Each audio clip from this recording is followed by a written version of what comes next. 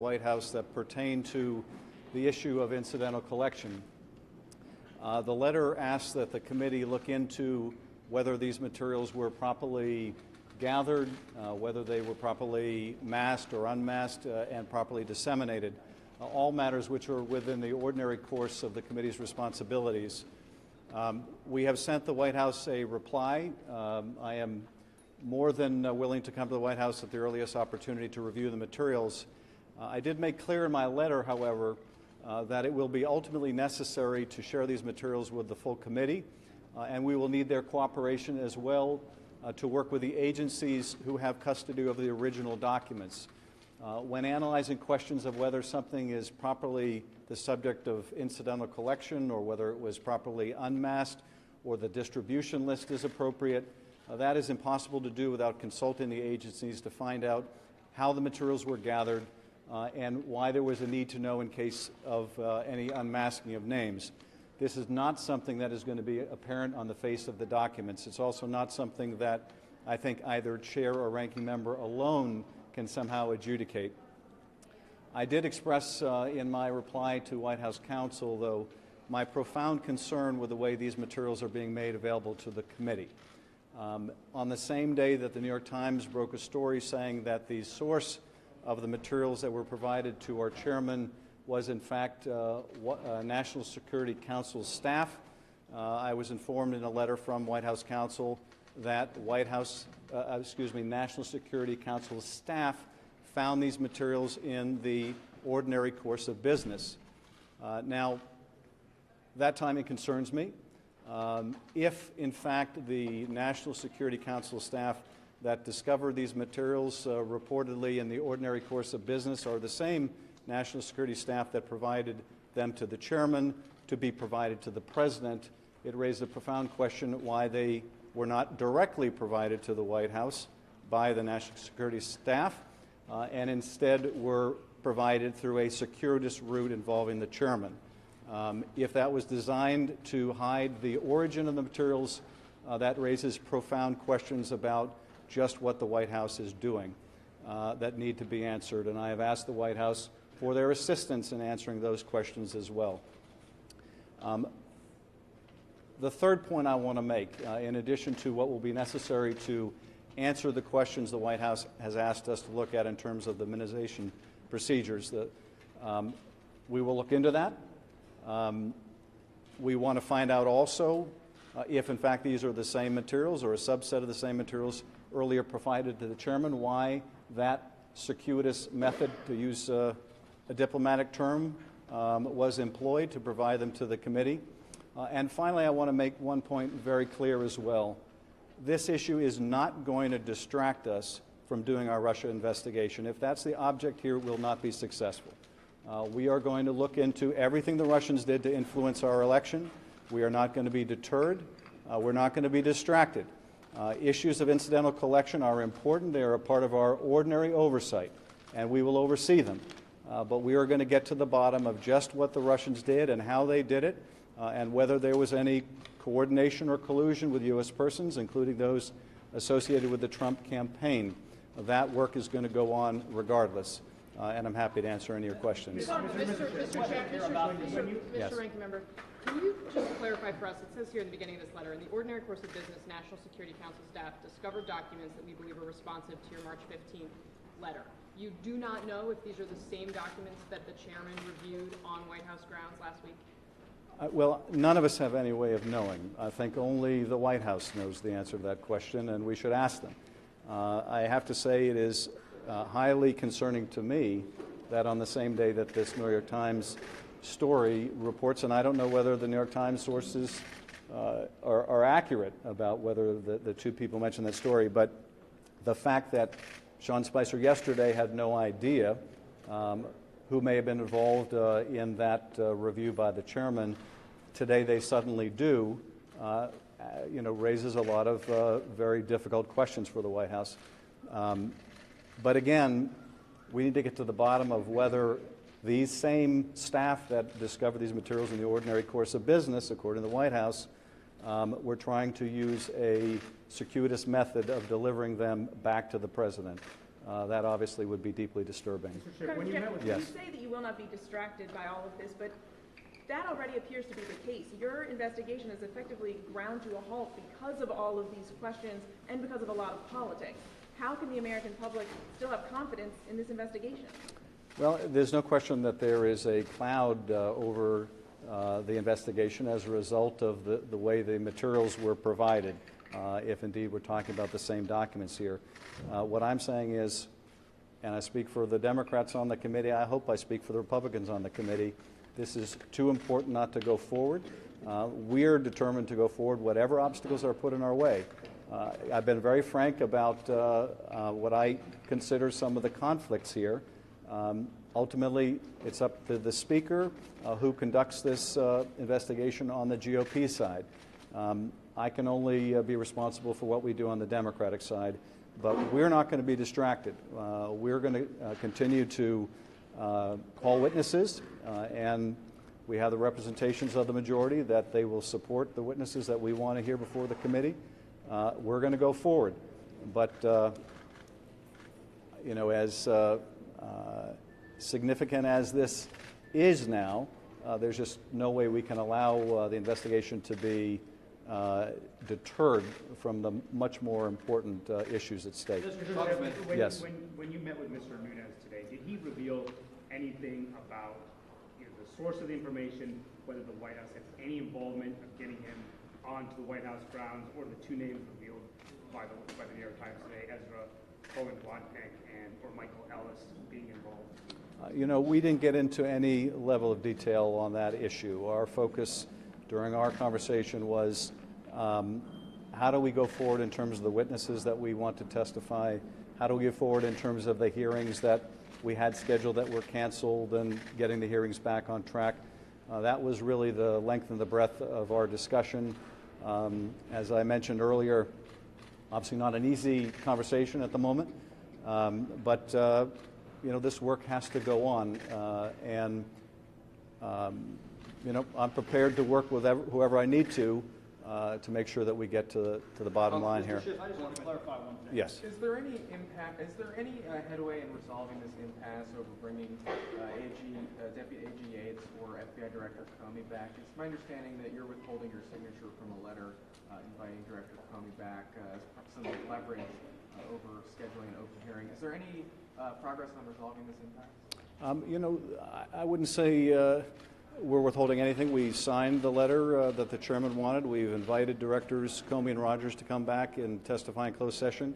We have also presented a letter for the chairman's signature inviting Sally Yates, Directors Clapper and Brennan to come back. The chairman has yet to sign that letter. I hope that he will. I think that would be certainly in the interests of the public.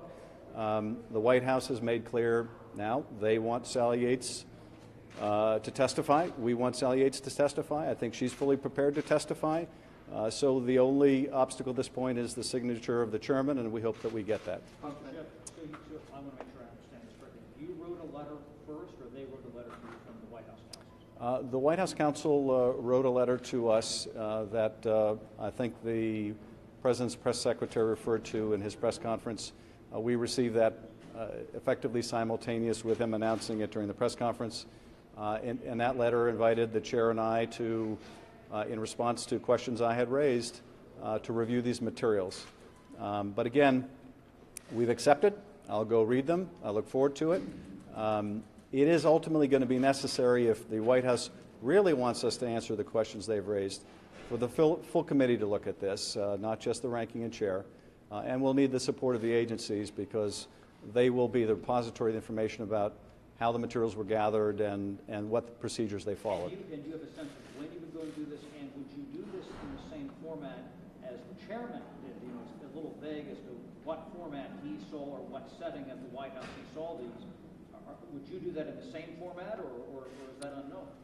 Well, again, I have no idea what format the chairman viewed them, or even what materials the chair has viewed. One of the questions I asked the White House in my responsive letter is, are these the same materials? And of course, if these are the same materials, or any subset of them are the same materials, why weren't they presented in a more transparent way to the committee? That's the diplomatic way of putting it. So a lot of unanswered questions. I think the letter that I got from White House counsel certainly raises far more questions than any it answers. And among the most significant questions at the moment is, are these the same White House staff that reportedly discovered them in the ordinary course of business? And if they are, they just walk down the hall or across the plaza, and they can present it to the White House staff or the president himself at any time. So why all the cloak and dagger stuff? And that's something that we need to get to the bottom of. I hope we'll get the White House cooperation on that issue as well. No timeline when you go down. Well, I'm ready to go any time, and if the Weekend, Friday? I'm happy to go tomorrow. If they're ready tomorrow, I'm ready to go tomorrow. Okay. Do you think over the course of his statements on the matter, the chairman has revealed any classified information? And do you think that the House Ethics Committee should be investigating that matter? You know, I don't know the answer on the classification issue. I don't want any involvement in any ethics questions. You know, I have a investigation to try to run as the minority ranking member, and I'm keeping my focus on that. So that's not an issue I want to get into. Sir, do you want to Yeah. speak to the... What came from your conversation with Chairman Nunes? What is the way forward? How do you see it? Well, you know, we certainly had a hiatus from the hearings this week, but at the same time, the work didn't stop. We were in the process and still are of reviewing, you know, the quite voluminous materials, as well as in developing our witness list, and we have finalized an initial witness list. Now, the way these investigations work, you start out with a set of witnesses that you want to interview first. That leads you to more information to further witnesses, so this is not the last or the final or the comprehensive witness list, but we did discuss about whether we could come to agreement on the witnesses we both want to bring in, and I think that we've made a lot of progress on that score. And at the same time, we had a long discussion about the hearing that was canceled and how to get that hearing scheduled once again. It is my hope that the chairman will reschedule the hearing that he postponed. You know, according to the chair, the only holdup was he wanted to have this closed hearing first. So we'll have the closed hearing first. And that will remove, I think, any obstacle to going forward with the hearing we had already committed to doing. Is that officially going to happen next week? You know, I don't know when that will happen. Mr. Ranking Member, were there any concerns? I know you have talked about Sally Yates and Republicans potentially not wanting her to testify. Are you aware of any other concerns from, say, for example, the CIA as it relates to John Brennan or any of the other witnesses? Has the administration expressed any concerns about them testifying in an open hearing? No, I'm not aware of any concerns about that. And you know, Directors Clapper and Brennan have testified frequently in open session. And I think Senator King said, you know, quite articulately today how important it is that this investigation be done not just in private but also in public, because I think he's quite right to point out, if we do this entire investigation in private and ultimately we reach a conclusion, even if we're able to agree on that conclusion, it's not going to have the public's confidence. If they're not part of this investigation, if they're not read into as much as they can be read into, they're not going to have much confidence. It's going to look like some backroom deal. So we really need to be sure that as much of this we can do publicly, we should. Obviously, a lot of it we can't do publicly and of necessity, but there's no reason why Sally Yates can't testify in public. Yeah. Speaker Ryan said this morning that the chairman Nunes had told him that his source was a whistleblower-type person. Do the two people described in the New York Times article sound like whistleblowers to you? You know, it certainly doesn't sound at all like what I would consider a whistleblower. We have procedures for whistleblowers to come to the committee. When they come to the committee, they are protected. They provide whatever materials or information they have, and they're protected. That procedure wasn't followed here. And if we're talking about not people from the agencies, and again, I don't know whether the Times has it right or has it wrong, but if we're talking about National Security Council staff, they can go to White House counsel. There are already mechanisms and places they can go to share this information. And if the object here was to give it to somebody to give to the president, it makes it all the more bewildering why it wasn't just taken directly to the president, particularly, you know, if one of those individuals is the Director of Intelligence at the National Security Council. They have frequent access to the president. They don't need our chairman to deliver something to the president. They can deliver themselves. And obviously, so to me, this looks like nothing like a whistleblower case. And again, I think the White House needs to answer, is this instead a case where they wish to effectively launder information through our committee to avoid the true source of the information? That question the White House really needs to answer. Sir, do you say all the speak to those two individuals? Yes. After you met with Chairman Nunes this morning, you said that by the end of the day you hope to have a finalized witness list. Is that still the case? Do you have anything more to share on that? You know, I have to say we've been a bit overtaken by events during the day. We have our witness list, they have theirs, so we have exchanged witness lists. My understanding is that there is a lot of common agreement, and we may have something more to say by the end of the day, but frankly, as in every day in this investigation, you wake up and you think it's going to be one kind of day, and it turns out to be quite a different day. So that is something we're still focused on, and we'll try to resolve, if not today, then tomorrow. Are you taking Sir, steps the two individuals mentioned in the New York Times story, does the committee want to speak to those people or interview them in any way, your staff and the minority? Well, you know, I certainly think that we need to get to the bottom of whether this was some stratagem by the White House. Obviously, that would be deeply concerning to us, and if it's necessary for us to interview these two individuals, then we should do so. But I have to say I'm more than perplexed by how these materials have been put forward and the motivations behind it. And I do think that the White House has a lot of questions to answer. So we're going to do our best to find out. And why do you think the invitation was extended to you today in the manner that it was, right after the New York Times story came out? Right? Well, you know, the timing certainly looks fortuitous, and probably more than fortuitous. But per the letter, it said that the ranking member had been asking to review these materials, which of course I have. That suggests, of course, that these are the same materials that the chairman has reviewed. And if that's the case, it begs the question, why all the subterfuge, if that's what it was? Maybe there's an innocent explanation here. I don't understand it. But I hope that they'll have an explanation for just why they've used this path to provide materials to the committee. But sir, you're suggesting it, but you're not saying it. I mean, you personally believe the White House has been working with Chairman Nunes to undermine and undercut this investigation. You know, the only thing I'll say is, again, trying to keep the focus on, what's the best route to doing a credible investigation. If there's been a substantial question about whether we can do that, then we need to take whatever steps are necessary to restore credibility to the investigation. And I don't want to speak for the chairman. I think you can and have asked him these questions. I do want to try to keep my focus on, okay, what's the path forward here?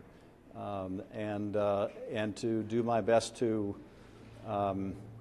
cordon off any distraction, keep our eyesight on what's truly at stake here. And again, I think this is, I'm sure, quite mystifying to the country. People need to appreciate the context. The context is we had a foreign power intervene in our election. This is not about whether that was decisive or not. It doesn't matter. They intervened in a very significant way. Our intelligence community has concluded, not Democrats or not Republicans, but the entire intelligence community, the Russians will do this again, and indeed are doing it right now in Europe. We need to understand what they've done here. We need to understand if they had help of U.S. persons here. That is the mission. The rest may be important, but that is the mission. And I'm going to do my best to keep my focus on that mission. When we run into obstacles, and we ran into a huge obstacle this week with all of this, I want to be candid about whether I think it poses a problem in terms of the credibility of our investigation, and it has. But at the same time, I want to keep it as laser-like a focus I can on making sure that we get the investigation done. Can the credibility be restored? Yes. The Times report said that these communications were between two foreign targets. What effect do you think that could have on the chairman's allegations? I don't know whether, I don't know anything about the materials yet, so I'm not in a position to say whether these were intercepts between foreign parties. I just don't know. I don't even know if these are intercepts. So again, I'm in the either enviable or unenviable position of not knowing what these materials are. But